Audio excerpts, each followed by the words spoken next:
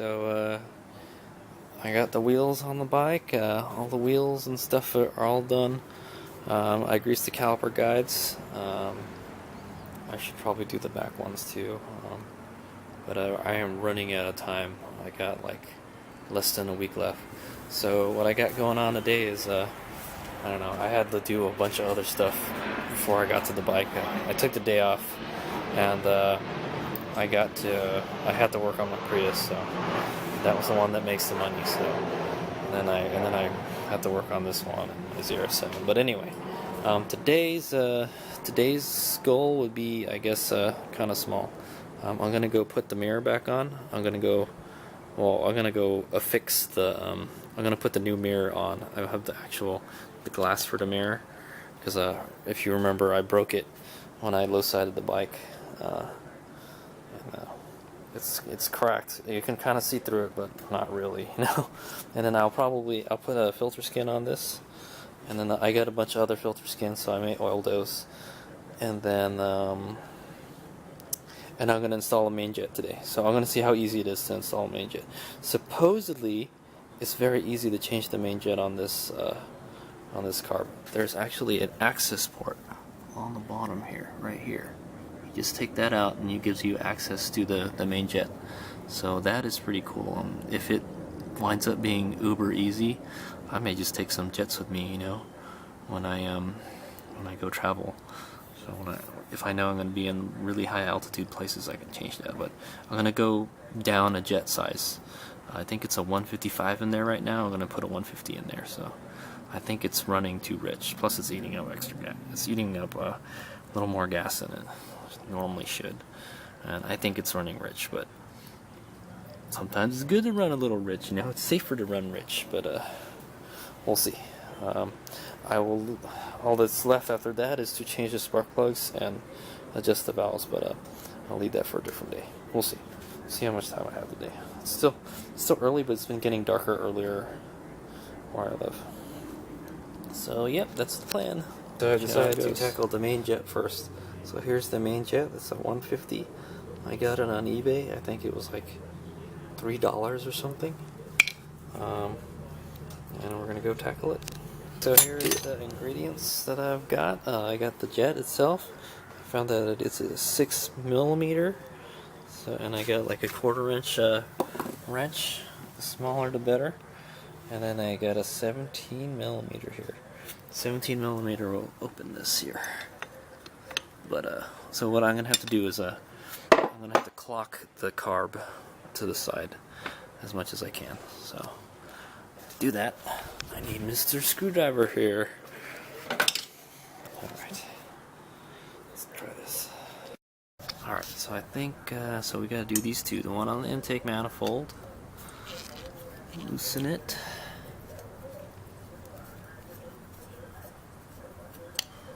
Loosen the one on the air boot. And then should be able to clock it now.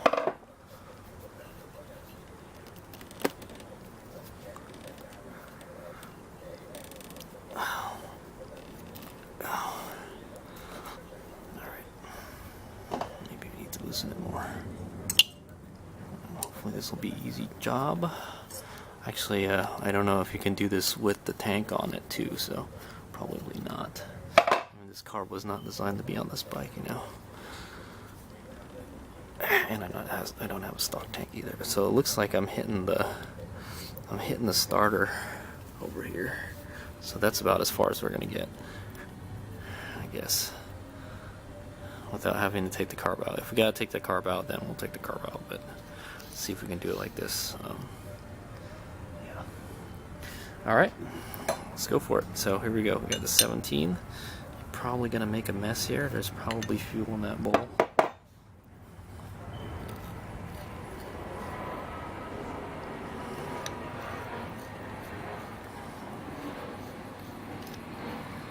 I haven't rode the bike for a little while though, so it's probably not a whole lot of fuel. Just make sure, look at that, make sure it's nice and clean. I see some dirt floating around in there. That is not a good sign. So there it is. You can kind of see it right there. Let's get the screwdriver. It's right here, right there. So hopefully we can get the wrench in there. Oh no, I can't. How am I gonna do this? I have to get a smaller wrench or socket. You're definitely not gonna be able to do it with a wrench unless you take the bowl off. Okay, I have a stroke of brilliance here. So here's the tool I'm gonna use to take it out. It's a very small locking plier and a 7mm socket, and it fits in there. Boom. But the question is, can I get enough? Is there enough movement to get it out? So it looks like I'm gonna have to position it a little better. I actually maybe have to flip it over. Actually, okay. Keep on trying. Okay, so I got it out. I nearly got it out. Turns out I was using the wrong size. I grabbed a different socket because it was shorter, and then I didn't know it was a. Wait, this is a 6.5mm. What the heck? Hold on. Oh, this is wrong too. It's supposed to be a 6mm. So I got it out. I got it loosened. I used a 6mm, and then I used the locking pliers, and it worked pretty good. And it turns out I was tightening it instead of loosening it. So I was like, wait a minute, I'm tightening it. So now it should just come right out. You know what I realized? It's probably going to be really hard to put it back in because I won't know where I'm sticking it in the hole. So good luck there. Right now I'm unscrewing it. It's hard to tell, but I can squeeze it more quite ways. Okay, got it. Aha, 6. Oh, Nikes. Yeah, so it's very easy to drop it down in there. Oh crap. Okay, let me get a screwdriver and fish that out. Yeah, it's right there. Okay, I got it out, and it is a. Damn it. Sorry, I won't zoom in, but according to the side of this, it says it's a AB155. So yeah, that is indeed a 155, and this is a. It doesn't say. What says it on the bottom? 150. So they look like they're the same. Yeah. So obviously the hole's a little bigger on one of them. Yeah. Okay. So all we have to do is put this one in, and we're good to go. So I think maybe you can probably just, if I can just stick it in there, you know, and work it in by hand. I'll try that. But I can't do it with the camera. Alright, I got it in there. I did it blind, and all I did was kind of just feel around there. So now I just gotta tighten it. Got it in a few turns. I'll just tighten it till it kind of bottoms out, and then I'll go get the pliers, snug it.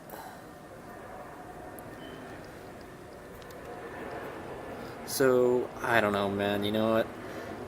Honestly. If you're, see, it's so easy to lose the tools and stuff doing this. There's a spider in there. Ugh. Hopefully it's not alive. It looks like it's got like some stuff all over it. It kind of poisoned itself. Oh, yeah, it is very hard to work in this area. I keep on dropping tools into the little crevices and stuff. So, does HadesOmega recommend changing the FCR-MX main jet with this method? No, I don't. I think you know, for not much more hassle, if you're pretty good at taking the carb out, you know, the boot, if you don't mind taking this out, the carb will come right out and you can rotate it any way you want. Yeah, honestly, I don't recommend this way because it's just, I probably could have, by the time I took this off and then did everything, I probably could have done, you know, I could have saved, probably take them out about the same amount of time. And yeah, and just because I had to kind of just feel in there and get it in there. So yeah, I honestly, Don't recommend this method. Okay, so there we go. I got it tightened. It's kind of hard to tell if it's tight or not. The way I did it was I got it in there. I tightened it by hand until it bottomed out, and I tried to tighten it with the wrench as much as I could. But at a certain point, the pliers. At a certain point, the pliers will just start slipping on the socket. I guess that's a good thing. We won't over torque it or anything. But and then I loosened the pliers, so you can see how I got it in there. See, I loosened the pliers, and then I tried to take it out by hand, like try to rotate it out by moving. Do it by hand, and it doesn't move, so that's good. So let's take that out. So I hope that's good. And then you can put the little. Actually, I'm gonna go get some carb cleaner and clean that little bowl out down there. There's some crud in there, so I want to get that out of there. I wonder what that is. And then I'll stick it back in there. Alright, I got it fairly clean. Actually, now I think about it, I probably should have just taken the carb out and cleaned it anyways, Just drop the bowl and then see if there's any stuff in there, because this had some stuff in it. I remember the bike was not running. Had kind of like a weird flat spot on it, So I can just kind of put this in by hand first. It's very easy to lose stuff working under the carb like this, though. So there you go.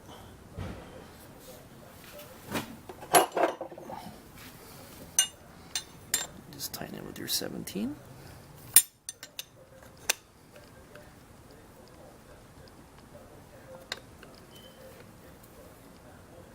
Boom.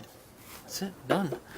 And then clock it back the way it was. I think this is about where it's supposed to be in the center. So maybe just a little bit more. That looks good to me. Just try to keep it. Just try to get it flat. And then tighten the carb.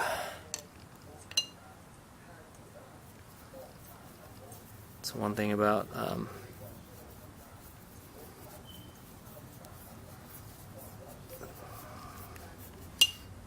this in here, and then we're done. So there you go. That is how you change the main jet on a FCR. This is a FCR-39MX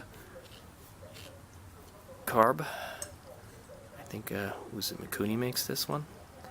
Yeah, I think it's Mikuni. I may be wrong. But this is a FCR-MX 39 carb on a DR650. That's how it is to change the main jet. Would I do this on the road in the field? No, I wouldn't.